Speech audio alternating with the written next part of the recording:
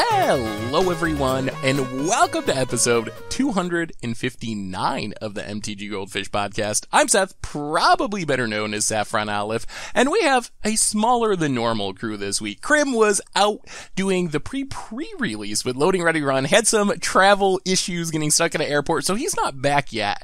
However, we do have Richard, the owner of MTG Goldfish here. How's it going today, Richard? Hey Seth, it's going well. Very well. Yeah, it's an exciting time. We are kind of in release week or pre-release week, I guess, for Theros Beyond Death. So today, as far as the cast, we are going to finish up talking about Theros Beyond Death spoilers. We had a pretty meaningful Banned and Restricted announcement this morning that we'll probably lead off with some organized play stuff, and then also answer your fish mail, of course, at the end of the cast today. So that's kind of the overview for this week.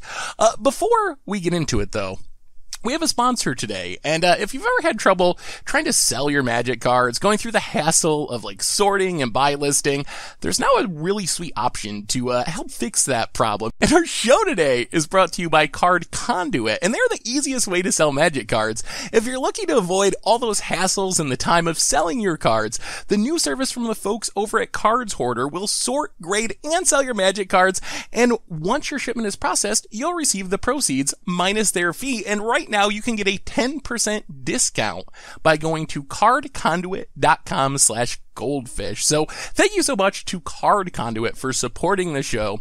And with our sponsorship stuff out of the way, let's talk a little bit about the BNR first. So today was the scheduled BNR, the unscheduled scheduled BNR. We knew it was coming. There was a lot of speculation about Modern in specific with this BNR. So Richard, what ended up happening when we finally got to see the announcement? All right, it's been a long time coming, but Mox Opal finally bites the dust. Mox Opal banned in Modern, Oko, Thief of Crowns, also banned in Modern, and Mycosynth Lattice banned in Modern. So 3 pretty big pieces to Modern, kind of just banned. So is Modern just a new format now? So, I mean, I think these bannings are really excellent. Excellent. Very well done, Wizards. I think everyone assumed Oko was getting banned. Just looking at the numbers, looking at the top 8s this weekend, it was making up close to 75% as far as being in the top 8 decks, mostly as a 4 of. So Oko was kind of dominating.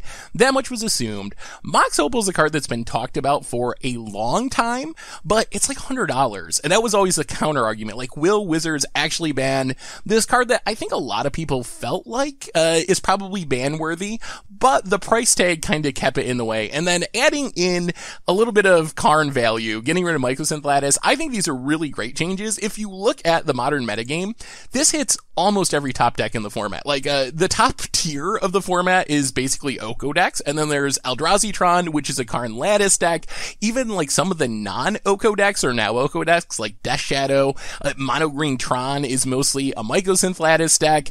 So I feel like this really, really shakes up the metagame, and it really hits on almost all of the top tier decks in the format in some form or another. It's a little bit weird because some of those decks were pre-existing decks that just happened to throw in 4 Okos because Oko was so busted. But yeah, I think this really shakes up the Modern metagame, and I'm kind of surprised that Wizards went as far as they did, honestly. I was expecting Oko to go, but I didn't actually know if Wizards would take the step of banning, especially Mox Opal because of the price tag, but I'm really glad they did. Yeah, I think Mox Opal is a card we've wanted banned for a really long time, and I think Urza put it over the top. It's always been this thorn in Wizard's side, no fast mana, except for some reason if you play artifacts, you just get a Mox, right? So it's been here for a long time. I think it's time to go, and I think Wizards is just starting to clean up Modern, Faithless Looting, Mox Opal, what's next? Ancient Stirrings? I don't know, right? All these cards that people have been calling out for a really long time are starting to go, and I think the success of Pioneer has something to do with this. I think if Modern was still top dog, Wizards wouldn't care too much. But I think, Wizards did not want to ban their expensive card. But given everyone jumping ship to Pioneer and kind of losing interest in Modern, here's a big shakeup, right? Here's something players want. We'll try to make it more fair. And then obviously Oko should go. It's been memed to death, and everyone expected that one coming.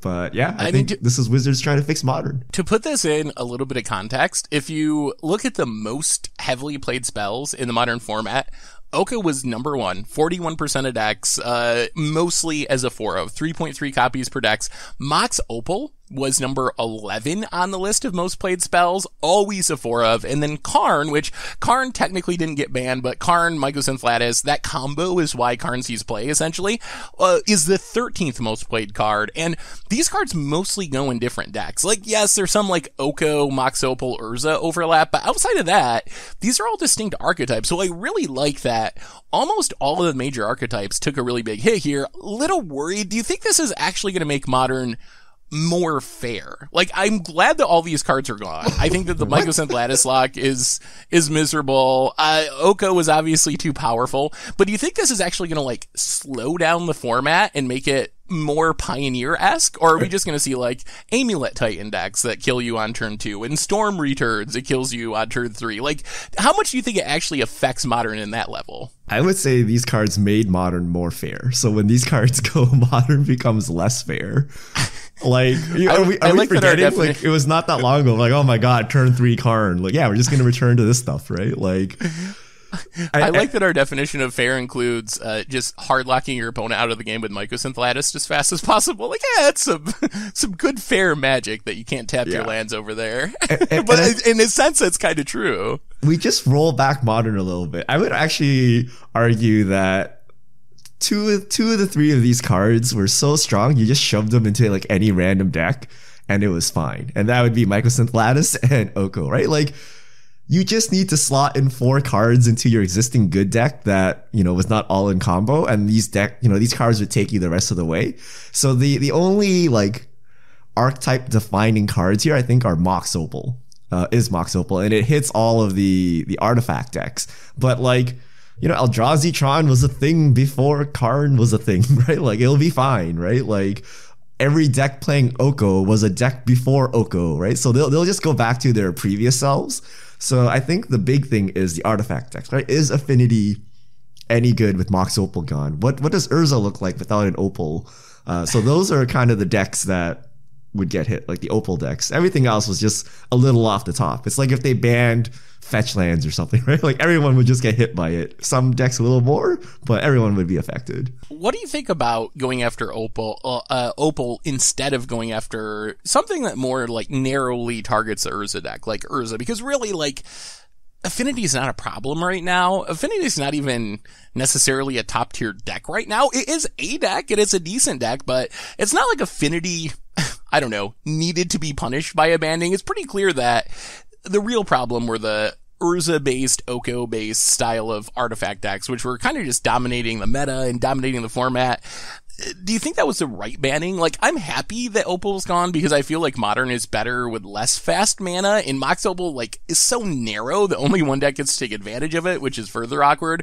But it does feel a little bit like maybe it's banning happening now. Is it kind of dying for Urza's sins and Oko's sins to some extent? I think it's 100% necessary. I think it's like Dredge. There is always an artifact-based combo deck in Modern. Right now, it happens to be Urza, but there will always be one, and Mox Opal is kind of one of the key problems. It's like trying to fix Dredge. Like, they try to, like, take a little bit out, but not enough, and then, like, every couple sets something comes in to make that archetype good again. Same with Opal, right? Like, you can ban Urza, and then maybe Opal decks will be okay until they print another semi-playable artifact somewhere, then suddenly artifact decks are good again. So by taking out Opal, you go for the throat.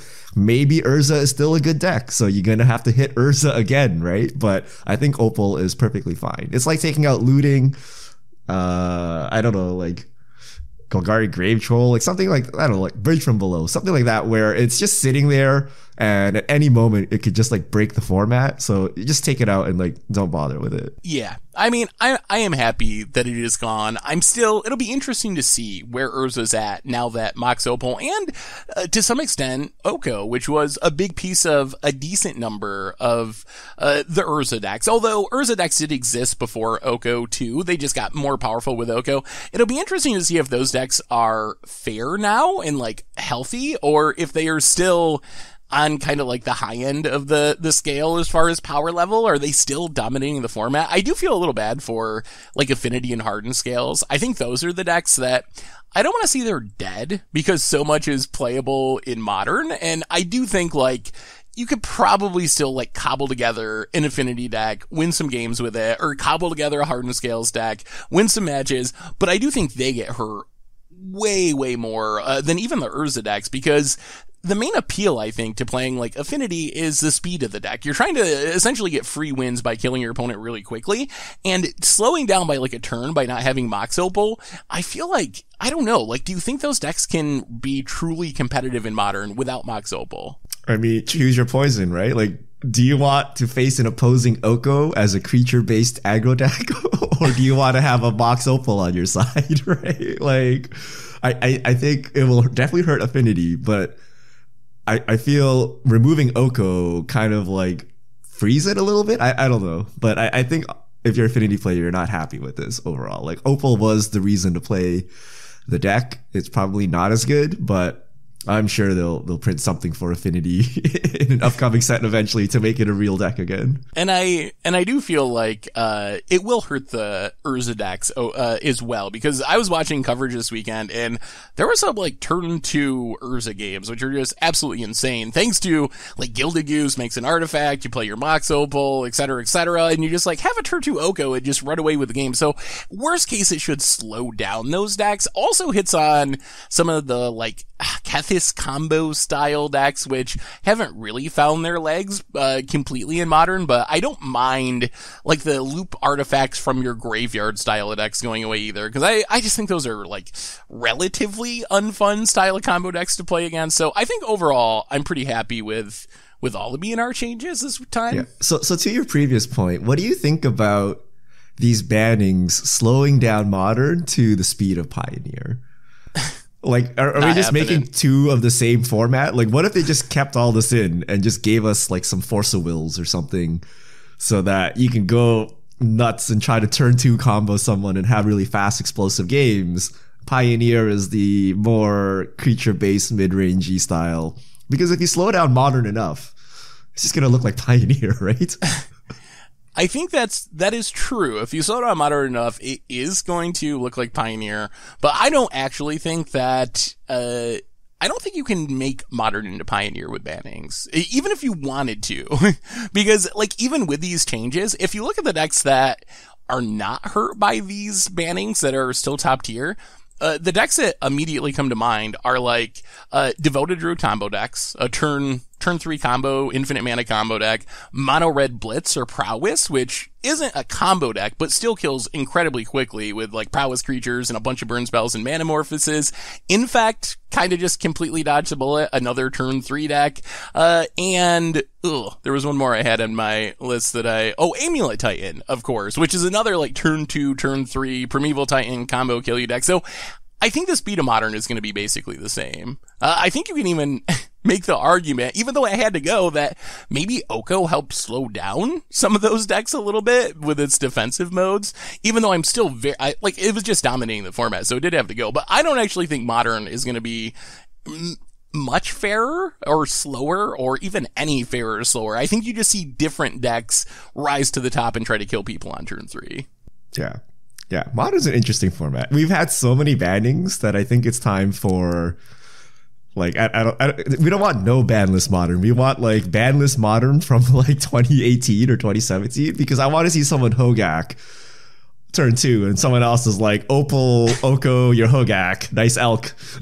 And then like, I don't know, we have like all these powerful cards that they keep getting banned, but maybe they all kind of balance each other out, but we don't know because they just keep getting banned left and right. But and yeah, we've Hogak talked about Summer this, versus Elk Winter. I don't know. It'd be interesting to see what happens. We've talked about it a little bit, but I think it's possible that Modern shifts a little more like Legacy as we continue to get like Modern Horizon sets, and Pioneer maybe takes over more as the GP format. So maybe we get there eventually. I also think we could see more unbannings in the future. Like, I don't know. Splinter Twin seems like an easy one. I'm kind of the point with Splinter Twin now where it's like I was with Stoneforge Mystic a year ago. I was like, seriously, what's the point? Why is this possibly, how could you even be scared of Splinter Twin in Modern when you're you're getting like prime timed on turn 2 consistently. So yeah, I think the most hilarious thing is Stoneforge Mystic, where what it does today is just get you an elk and then another elk.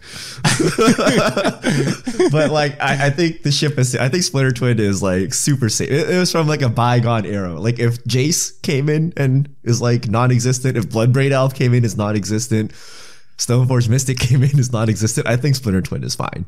Like we have crossed the threshold. We are in a different era of Magic and Modern, so release the twin. Yeah, I would definitely be down with reevaluating some unbannings, especially of like fair-ish cards like Twin. It might sound weird to consider Twin fair, but I actually kind of think of it as a pretty fair combo compared to the speed of a lot of other combos. I think the other Modern note from today is someone asked Marrow about another Modern Horizons, and I think because it was Modern Horizons 1 or MH1 that people assumed that there was a possibility of more Modern Horizons, but Marrow basically said that it was something that was very likely to happen. They thought that Modern Horizons was a success and that we would probably see more Modern Horizons in the future, so who knows what Modern will look like after that happens. Like, what?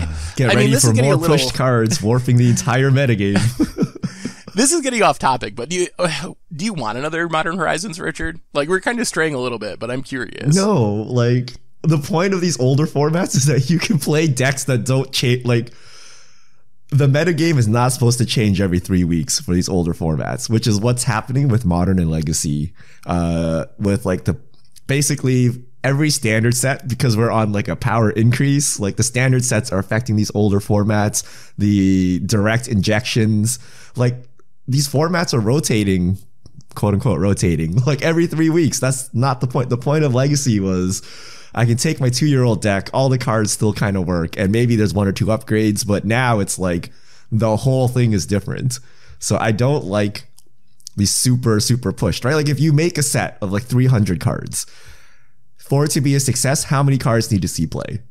20, 10, 15, right? Like that just will change the entire metagame, right? So it will happen, right? If they release a Modern Horizons, the whole metagame will shift, and then we will get things like Red and 6, Urza, stuff like that. And then in addition to just strong standard cards, making it into the older formats. So it's just like another rotating format. Like I don't want all these rotating formats, right? I have standard. I don't want to rotate my Modern and Legacy deck every couple months because all the cards are obsolete. It's so tough. I mean, I think when I look at Modern Horizons the first go around, yes, it did do that to Modern, but then like further below the surface, there's all these like goblins and Niv Mizzet and Yawgmoth and like all these decks that I think are like slivers getting some new tribe members to like be improved and actually be good. So like lower down in the format, I feel like Modern Horizons did a lot of good. The problem is like this handful of really pushed cards. Like if it was just propping up goblins and these underplayed archetypes, I think it would be awesome.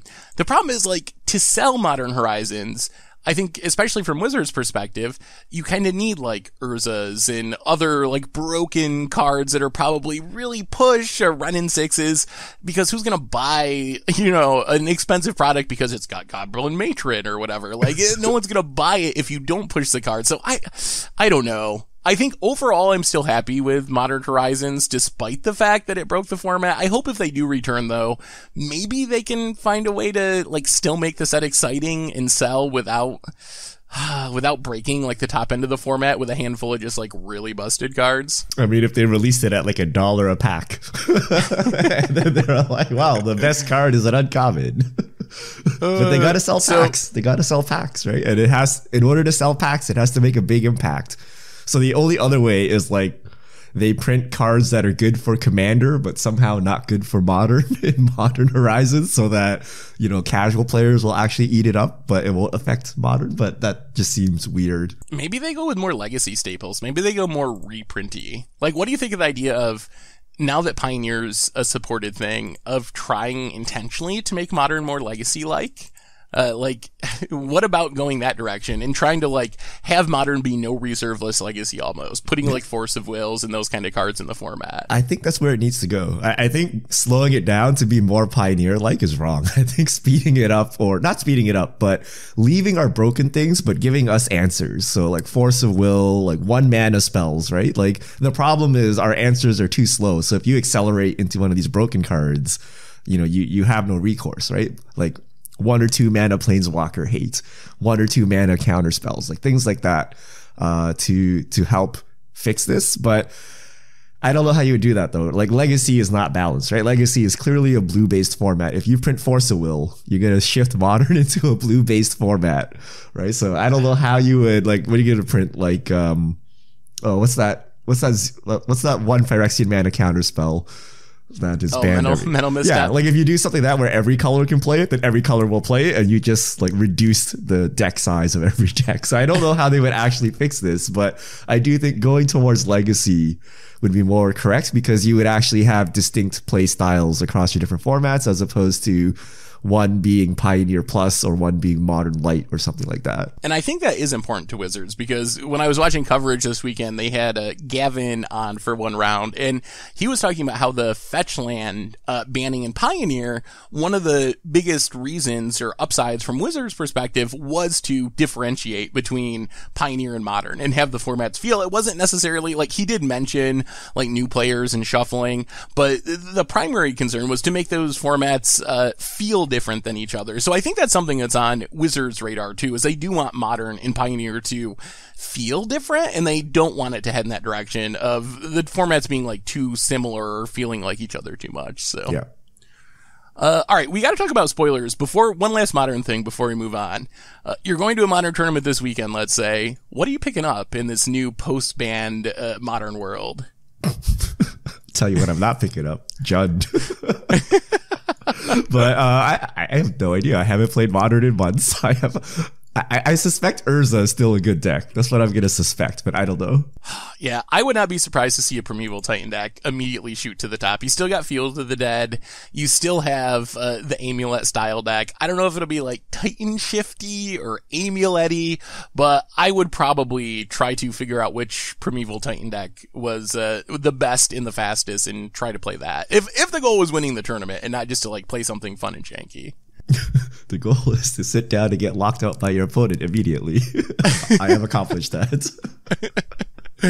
All right, so let's transition a little bit from Modern and bannings to sweet new Theros Beyond Death cards. We got the full set, Richard. Before we talk about individual cards, we've seen the whole thing now.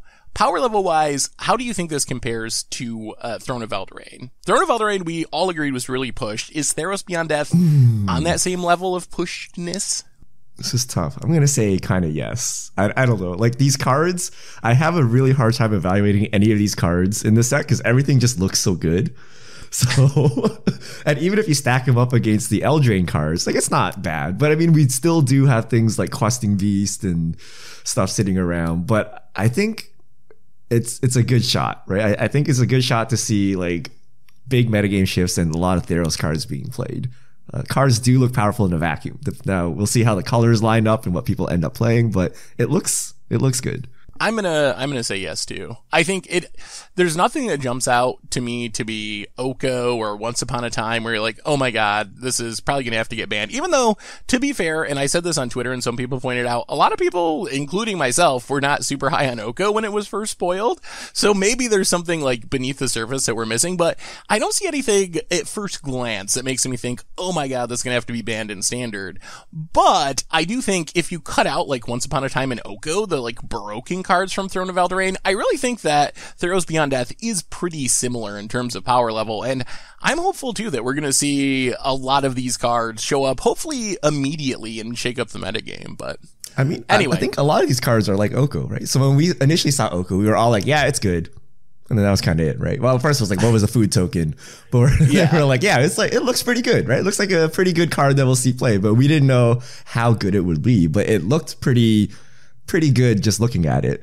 A lot of the Theros cards look the same, right? You look at it, you're like, how did they print this? This looks really good. It's probably going to be really good, but it's going to depend on the kind of the supporting crew and things like that, right? But it would not shock me if in this batch of cards we have something that will utterly dominate standard. But it's kind of hard to tell from now, right? But there are some cards where we're like question mark, is this balanced, right? So yeah, that is true. And I think I'm a little concerned about aristocrat strategies. They got a lot of support, and they have already been, since the last round of bannings, like the best deck in standard, essentially.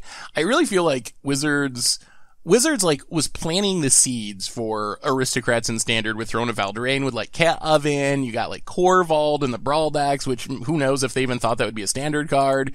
But I felt like they were kind of like planting the seeds, and then they gave us these pieces like Woe Strider is a card that you're like, wow, that is a perfect card for an aristocrats deck. So I think that was the goal, to like plant the seeds and then have aristocrats be a deck after Theros Beyond Death released. But because of the bannings and because of maybe like Corvold being better than expected for a Brawl card, I'm a little worried that Aristocrats is just going to be like really busted after Theros Beyond Death releases. Yeah, we'll see. There's a lot of broken cards. So let's start with some cards that may be broken. We got a couple more mythics this week. Well, we got the full set, so you can check it all out at mtgpreview.com. But let's start with the mythics. We have Kroxa, Titan of Death's Hunger. Black and a red, 6/6 legendary creature, Elder Giant. When Kroxa enters the battlefield, sacrifice it unless it escaped. Whenever Kroxa enters the battlefield or attacks, each opponent discards a card, then each opponent who didn't discard a non-land card this way loses 3 life. Escape, black, red, exile 5 other cards from your graveyard.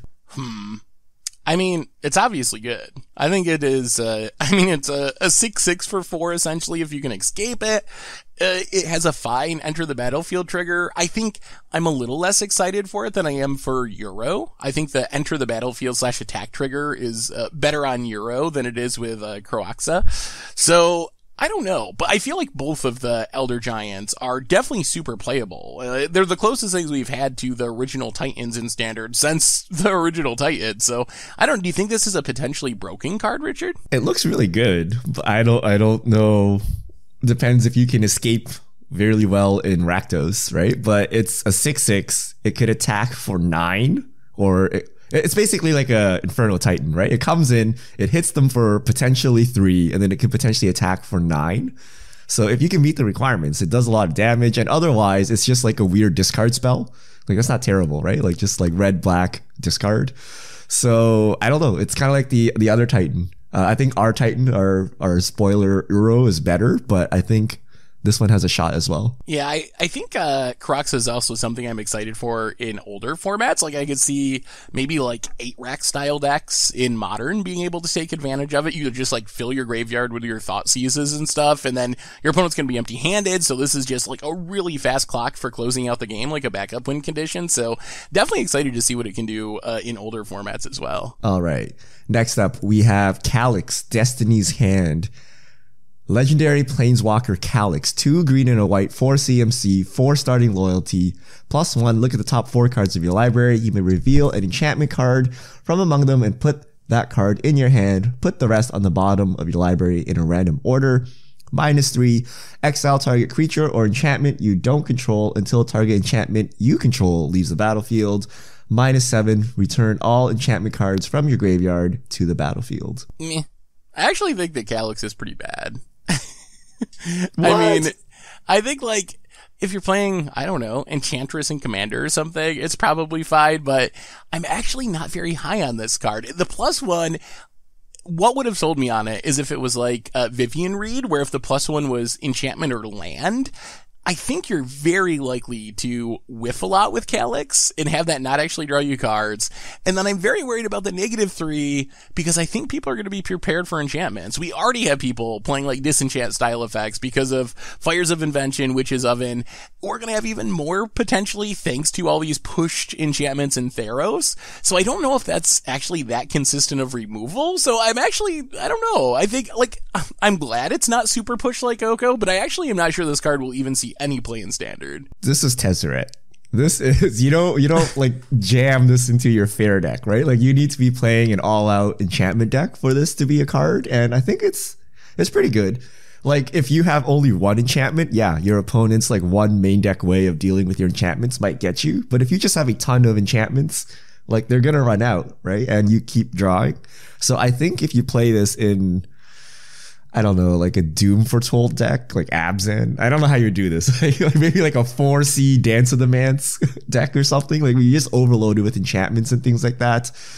You could get there, but I think it's a Tezzeret. Okay. I think it's a Tezzeret. Okay. You don't just put this in your fair decks. You have to just overload the battlefield with enchantments. You have to have enchantment creatures and things like that. But yeah, definitely does not look like Oko. I don't think this will be our Oko, but it could be a Tezzeret. It could be a role player in enchantment decks. Okay, I can buy that. I think maybe like a 2 of in an enchantment heavy deck. I think my main concern is I'm trying to remember the exact math. I think you need like 28-ish enchantments to have like a 80% chance of drawing a card with the +1.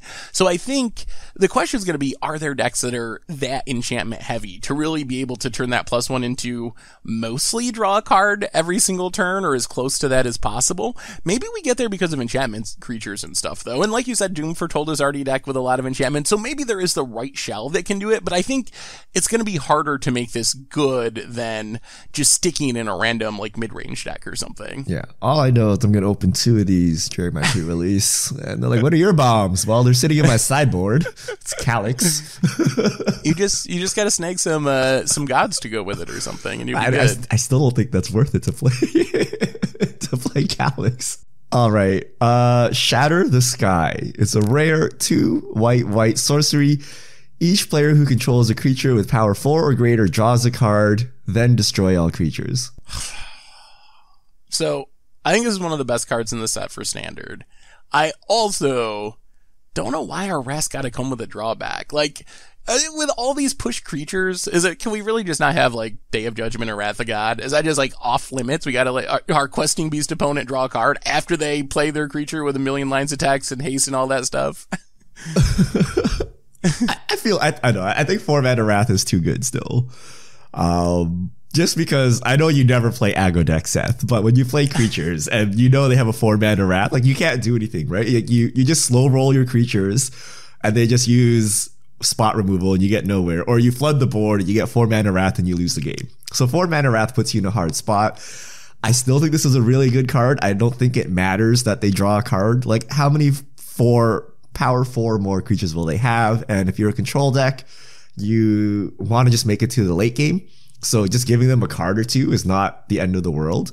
It's kind of like settle the wreckage. So I think this is actually really good. It's worth mentioning that it's only 1 card, no matter how many they have to. Oh, that's right. Yeah, this is really good. And then, like, if you have a god that's indestructible, you get to draw a card, right? Like, so I think this is actually really good because we have things like Planeswalkers that draw cards basically every turn. So giving your opponent 1 turn or 1 extra card is not as impactful when you, the control deck, can draw multiple cards every turn, right? And just stabilizing is enough. So I really like this card for control decks. As an aggro player, I don't know. This might be too good. I mean, there's already Kaya's Wrath. I guess the upside of Shatter the Sky is that this is much easier for decks to cast. Like, Jeskai Fires can't play Kaya's Wrath or whatever. Blue-White Control can't play it. So this fits into a lot more decks. And I do think it can be an upside to blow things up. Like, you might have 1 creature that dies. You get to draw a card. Your opponent gets to draw a card. So I do think the card is going to be very strong. Personally, I'm not really worried about it getting too strong. Like, we're in a world with the Titans that are coming back. We have Rotting Regisaurs is like 3-mana 7-power creatures. I'm not especially worried about like, oh, it's going to be too good for standard. Because you like slow mid-rangey decks that draw cards. That's true. Unfortunately, it does not draw a card if I blow up my Yarok with it, so that's a bummer.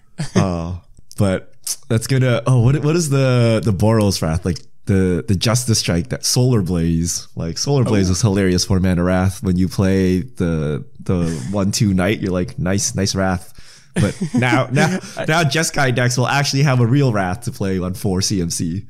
And I did have a bunch of people tell me like, oh, I'm going to play this with Gideon. I can play my Gideon. It's a 4-power creature. I can make another creature indestructible. I don't actually think that, I mean, maybe in your sideboard or something, but I don't think you want to be White Weenie playing Shatter the Sky in the main deck. That seems a little counterintuitive to me, no matter how cool it is when it actually works out. You like unbreakable formation, then shatter the sky. You got it. We can get there. All right, next up, Bronze Hide Lion, green white, 3/3 creature cat. So 2 CMC 3/3, green white, Bronze Hide Lion gains indestructible until end of turn.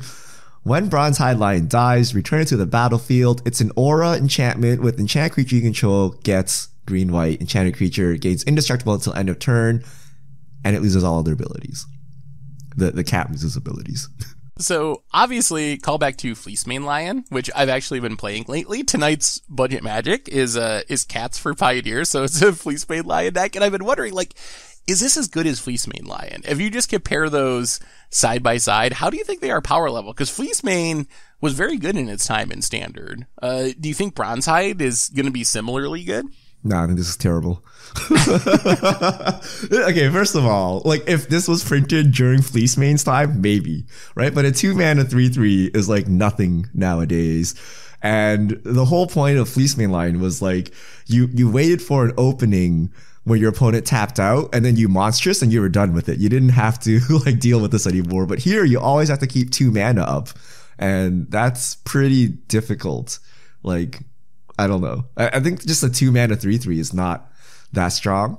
This card I think could see play, but I don't think it will like dominate or anything like that. It just seems like an okay creature. Yeah, I think I pretty much agree with you. I don't think it's actually that good. It feels kind of like a bad Adanto Vanguard, like an Adanto Vanguard where you have to leave up 2 mana every turn instead of just spending some life. So I think that is kind of rough. The other thing is, I don't know what Selesnya deck will play this. Like, if you look at decks that could play this in Standard, most Selesnya decks are either adventure-based, and this obviously doesn't draw you a card with Edgewalling Keeper or whatever, or they're, like, go-wide token decks, and this doesn't really fit in, like, a March of the Multitudes, try to go super wide.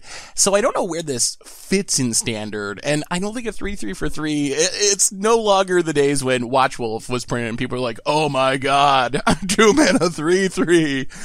Things have changed a lot over the past like 10 years of Magic or whatever it was. So. And it doesn't have hexproof, which is a big deal, right? Like, this is a god set, so you expect people to have ways to deal with indestructible things. So yeah, you're just gonna Banishing Light Bronzehide Lion and you'll be sad. Next up, we have Shadow Spear. 1 generic mana, so 1 CMC, legendary artifact, equipment.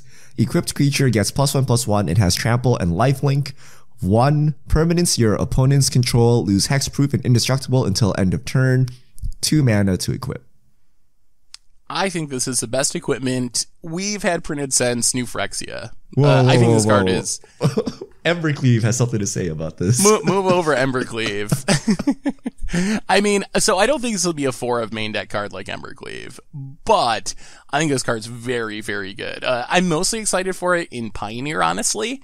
There's been a bunch of Pioneer decks that are based around equipment, like SRAM style decks, and there's literally not an equipment that gives lifelink in the format. That's just not something that exists in all of Pioneer, and it's a really big deal for strategies like that. It's also really sweet for Commander, where we already have the permanence lose hexproof and indestructible effect, but this is on equipment. It's a lot easier for some decks, Stoneforge Mystic decks, for example, to find this. Also, maybe this can be an answer to Lotus Field in Pioneer. As far as Standard is concerned, I mean, it's a nice sideboard card to deal with gods, I guess. We do have some equipment synergies like Fervent Champion. I don't know. This one, mostly for me, I'm hyped because of Pioneer and also Commander, although I think it's probably like okay in Standard. I think it's really good in Standard, and I don't think it has to do with its one ability. So the important thing is you don't even have to equip it. You don't even need a creature, right? Like, you could be a control deck, play this, and then use the one ability to remove hexproof and indestructible. But I think the lifelink and trample is a huge, huge deal. Like, just imagine your opponent plays like Lovestruck Beast and then like suits it up with this. Like, good luck, like any creature mirror where you don't have the same thing going on, right? Or and then Embercleave on it too. Embercleave, you're done. Rotting Regisaur. Like, we get really big vanilla creatures nowadays without the trample, and the only thing keeping them balanced is the lack of trample, right? So I will gladly pay a card which will give me trample and lifelink. Like, Loxodon Warhammer is one of my favorite Commander cards, and now I get to play it in Standard. So get ready to get smashed by like Questing Beasts and Lovestruck Beasts and Rotting Regisaurs and stuff, equipping a spear. I think this actually compares pretty favorably to Lockstone and Warhammer, really, just because it's so much cheaper, even though it's legendary. Just being so much cheaper to cast, I think, is a pretty big deal. It's not that hard to, play your, like you said, Rotting Regisaur or whatever, and then play and equip this in the same turn on, like, turn 3 or turn 4. And against aggro, it seems like that just wins the game. You get in and you like, gain 8 and hit your opponent. Like, what are they going to do? Like, that's just game over, essentially. Yeah, I mean, people are going to have to main deck Artifact Hate for this. I think this just throws all aggro and mid-range matches into like a weird spiral. And then the upside, you just randomly kill gods, right? Like that's the upside. Yeah, and that is a nice little bonus. All right, next up, we have Eidolon of Obstruction. 1 and a white, enchantment creature. It's a 2/1, first strike, loyalty abilities of planeswalkers your opponents control cost 1 more to activate. I like the idea of this card. I like a hate bear for planeswalkers. I don't know if it goes far enough to actually see play. I guess, I think how this plays out is it basically makes your opponent play their first planeswalker or the early game planeswalkers off curve, essentially, since you can't really afford to just play them and then have it getting beaten down. Is that enough to make this card playable? I almost wish it was 2 mana instead of 1 mana, or even just, would it be too good if it was just loyalty abilities on planeswalkers can't be activated, period? I would prefer that, or I would prefer a higher tax, 3, right? But planeswalker abilities are free, so you might eat up a turn, but unless they're playing Super Friends, was it really worth it to play a 2 mana 2/1 that really barely taxes them? It's not a strong enough tax. I mean, I think this is the first time we've really seen a hate bear for planeswalkers.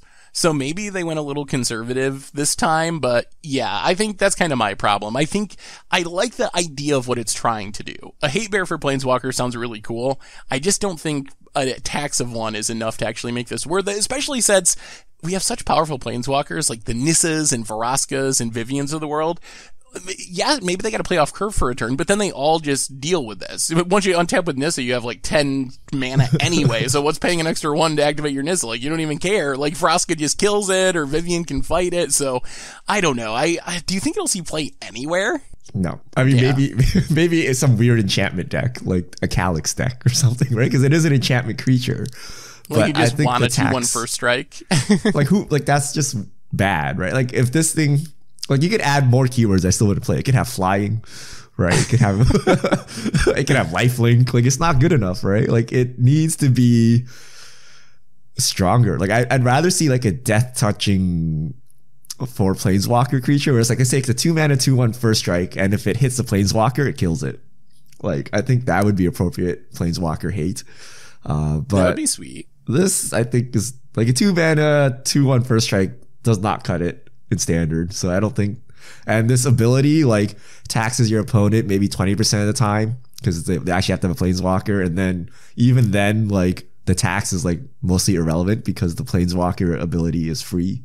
So yeah. Well, maybe next time. Maybe we get a better Eidolon in the future. And then let's put it this way: if Oko was in the format, would you be sideboarding Eidolons of Obstructions in, or no? No, I would not. I really think it wouldn't be too strong if it just actually locked down planeswalker abilities. Make your opponent kill it with something. Kind of like a 2 mana creature version of the Immortal Sun.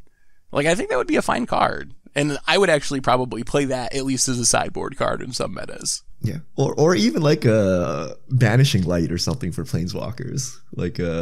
Ooh, like a Fiend Hunter or whatever. Yeah, like a Fiend Hunter. Yeah, a 2 mana 2/1. That would be sweet. So yeah, you get your planeswalker back and maybe even more loyalty if you get to kill this, right? So there's downside, but it's actually a strong hate card. All right, last one we're going to talk about. Thassa's Oracle, blue, creature, Merfolk Wizard. It's a 1/3. When Thassa's Oracle enters the battlefield, look at the top X cards of your library, where X is your devotion to blue. Put up to 1 of them on top of your library and the rest on the bottom of your library in a random order. If X is greater than or equal to the number of cards in your library, you win the game. So this looks like an against odds card because it's a alternate win condition, and it probably will be an against odds card, but I actually think that this card might be pretty good. To me, this feels like probably a better version of Laboratory Maniac, Yeah. which is already really heavily played in a lot of formats because you don't have to worry about Thassa's Oracle dying in response to like drawing your last card. You just win with the Enter the Battlefield trigger. So I think this will see a lot of play in Commander for sure, like alongside Lab Maniac or replacing it. And I think it has potential in other formats. Like all you got to do is empty your library. It's as simple as that. Like get the cards out of your library, cast this, and you're basically guaranteed to win the game. Well, I mean, you need to worry about it dying, right? If you have no other permanents and they kill this, then you get to draw 0. But it says if it's equal to or greater than. So even Devotion of 0 would be equal to 0 cards in your library. So even if they kill it... Yeah, this is strictly better than Lab Maniac in every way then, right? Yeah, that's essentially, a little cheaper to cast and doesn't die in response, or you still win if it dies in response, so... Yeah, but I don't know. I feel... like, is there some way to get infinite devotion? Like, because if you're just drawing your whole deck, like, this is not as interesting to me because it's like you're just replacing Lab Man with Thassa's Oracle into existing shells. But if there's a combo to actually get devotion enough to draw your entire deck, then this card is unique. Yeah. This thing's also a wizard. That's like a relevant creature type.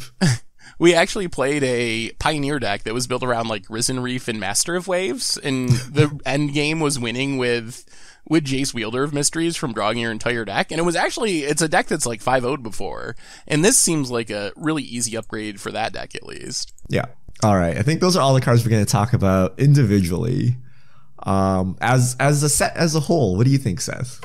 What do you think of the escape mechanic now that we've seen kind of all the cards with escape on them? I really like the escape mechanic. I think it's a very strong mechanic, but it's very strong in a way that it can be hated on by playing Graveyard Hate. And we did get a ton of Graveyard Hate in the set, so I'm pretty hyped for it. I think it's going to be very powerful, but it does have that natural safety valve where people can prevent you from escaping your stuff if they want to. I actually think escape is too strong, and I think we're going to see bannings or at least metagame warping in some of the older formats.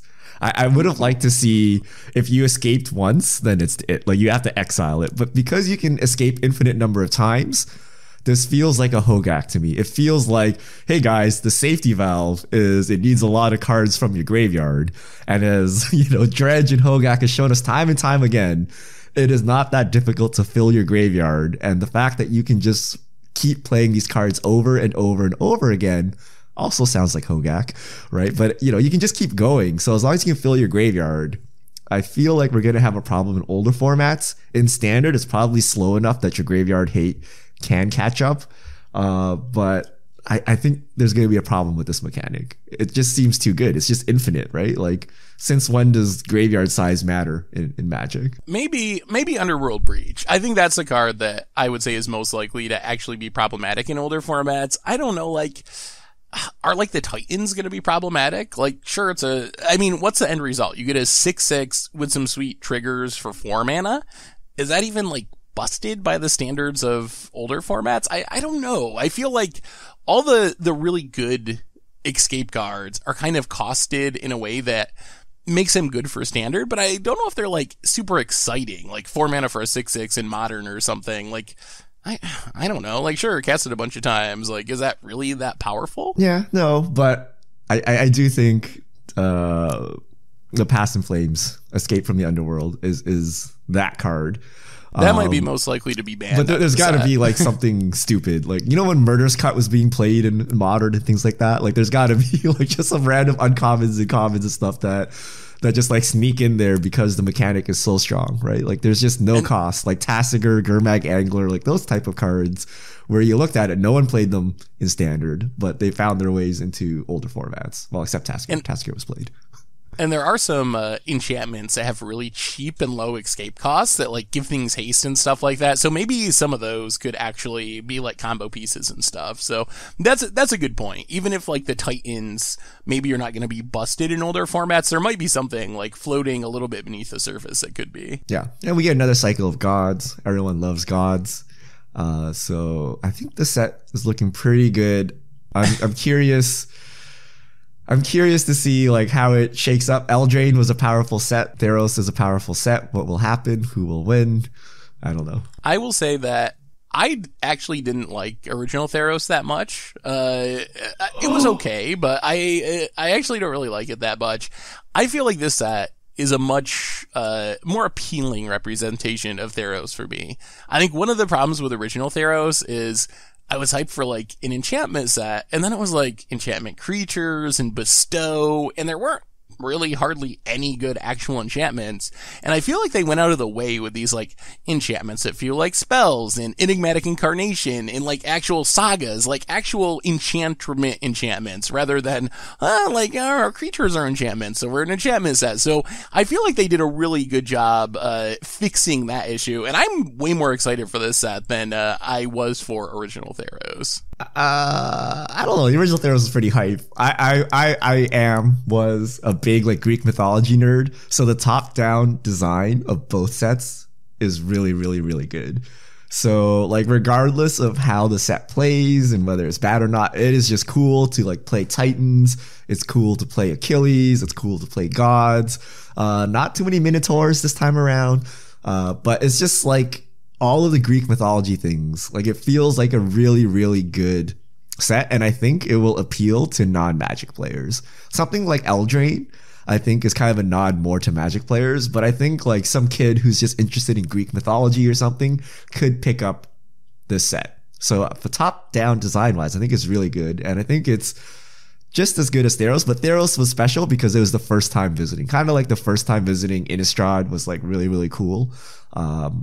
But yeah, I think the set is really solid, and the top-down design from Magic is always top-notch. Yeah, they do a great job with the top-down designs, and yeah, I'm really excited for it. Like, I'm really hopeful it's going to shake up Standard, and I think it's going to shake up Pioneer as well, and maybe even Modern, like with a few cards, which I guess isn't outside the norm anymore. That kind of happens every set we were talking about earlier, but yeah, I think it's going to have a pretty big impact on constructed formats, and I can't wait to actually get to start playing with the cards. Yeah. Side note, I played in the Arena qualifier this weekend, and I haven't played Standard since like 6 weeks ago or 4 weeks ago. Standard is exactly the same as I remembered it. Like no card was changed whatsoever. I played like a couple warm-up matches. I'm like, these are literally the same decks and exact configurations I played like a month ago. So it'll be a nice breath of fresh air to get a new injection into Standard. Yeah, that'll definitely be exciting, and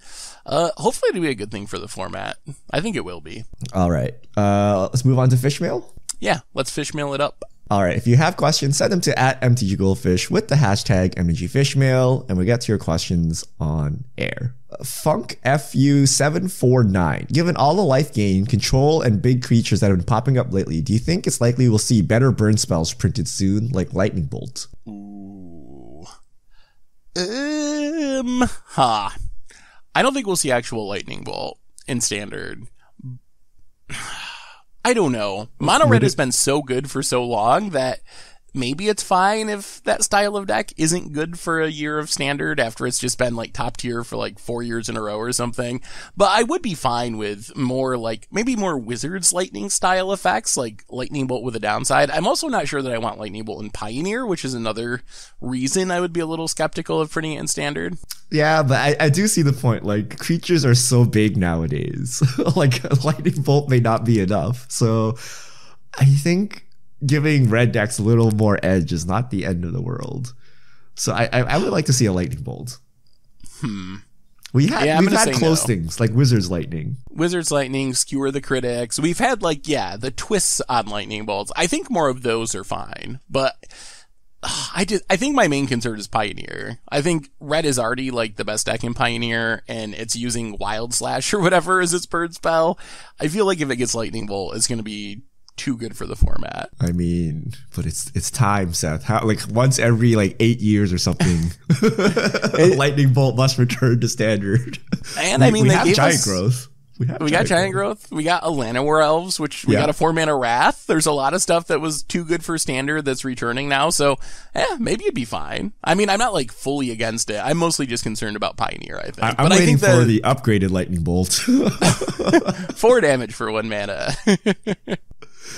All right. Bills fan 6473. Why do Yu-Gi-Oh! And Magic players hate each other so much? The games are fairly similar and are played by, on a competitive level, by basically the same kind of people, yet it's like cats and dogs. I didn't know that Magic players and Yu-Gi-Oh players hated each other. Is that a thing? Is that like a known rivalry or something? I don't even know any Yu-Gi-Oh players. I don't even know how to play Yu-Gi-Oh, honestly.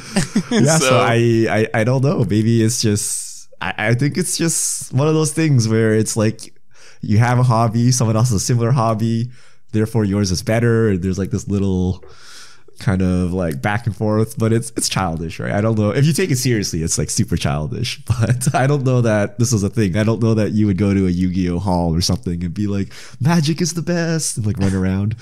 I mean, you don't even have to, because everyone knows that Magic is better than Yu-Gi-Oh. Oh, so. Shots fired. Now all the Yu-Gi-Oh, the Yu-Gi-Oh podcast gonna come over, take over a comment section. Although I've never played Yu-Gi-Oh. I should learn how to play Yu-Gi-Oh. Yeah, I should probably do that too. Maybe I'll just watch the show. Does the show teach you anything about how to play? I'm guessing no, but all right. Yawgmoth's Vile Offering. Futuristic question for you. Zendikar Rising comes out this fall. We know it's a story of how Zendikar defeated the Eldrazi and are now flourishing. To reflect the story in the cards, do you think they'll print Eldrazi hate cards? Think of Infernal Reckoning from M19 as an example. Why was Infernal Reckoning even in M19? Wait, do we know that Zendikar is going to be an Eldrazi set? We don't. But we do know it's the Zendikar set. I'm positive it will not be an Eldrazi set though, given all of the hoopla from Return to Battle for Zendikar, which was Return to like Rise of the Eldrazi or something. Like they will not do an influx of Eldrazi, I don't think. I hope it's not an Eldrazi set, but I do think like it's definitely possible, even if it's not an Eldrazi set, that there are some like callback cards, maybe something that could see play in Modern to fight against Eldrazi. So I wouldn't be surprised if there was some sort of Eldrazi hate card, but I hope it's not another like, hey, it's Emrakul and Ulamog and Kozilek again. Yeah, we were so ready for like, surprise, the Titans are Phyrexian. But yeah, I don't know. I think there will be a time, but I think it will be in an Eldrazi set. And I don't think that Zendikar Rising is the Eldrazi set, but we haven't seen Eldrazi for a while, right? So that's true. They're waiting. They're coming. They're hanging out on the moon. So we answered this one already, but we'll just throw it out there. Daniel Harad, do you think Pioneer would be better format with Lightning Bolt, or do you think that's one of the things to keep it different from Modern? And Seth's answer is no. I think it would be worse, yeah. Next question. Oblivion SN. I've been starting to do well in FNMs and other smaller REL events and want to try to further the game, but my job and school keep me busy Q1 and Q3 yearly to play. With how comp play has been lately, do you think I can even attempt it? So I think something to maybe consider is the SCG Tour. I know the SCG Tour, and I think that GPs are sort of working this way because you can like spike a GP and qualify for a Pro Tour, but the SCG Tour goes by season. So in theory, as long as you can like play heavily during one season and do really well in it, you can qualify for like the big end of year events, the Invitational, the Players Championship. So I think maybe that's something to consider. You don't necessarily have to play every single season if you can just do really good in one season, or in like official Wizards OP, like spike a GP will get you to the Pro Tour, the Players Tour, or whatever. So maybe that's the thing to focus on rather than trying to grind for the whole year. Just take a quarter when you are not as busy and see what happens. Like play as many tournaments as you can and hope for the best. Yeah, I think that advice is really good. If your goal is to be the best Magic player, right? To play like the strongest opponents and to be the best Magic players. If your goal is to like make a career out of this and play Magic, I would actually look more towards something like streaming or content creation or something along those lines, because competitive Magic is in a weird spot. Even Wizards doesn't know what's going on with it. So, and it's really, really hard, like the randomness of the game and things like that. So if you're just like, oh, I just want to play Magic full time, I think it's a pretty hard road to take. And streaming would probably be easier. But if you're just like, I want to crush all the nerds, then yeah, like you got to go this way, right? Like, but competitive Magic is just in a really weird spot for the past year or two, and with Arena, everything's confused, and even Wizards doesn't know what they're doing. So, yeah. At Bicycle, do you also feel recently there's too many cards that are just variations of existing cards? Known effect, but for example, Vannifar, Neoform, Enigmatic Incarnation, or all the blue cards with cost 1 less for each instant, enchantment, or artifact. Yeah. I mean, we have, I'm trying to think of the exact number, 20,000, let's say 20,000 Magic cards in existence at this point. There's only so many effects.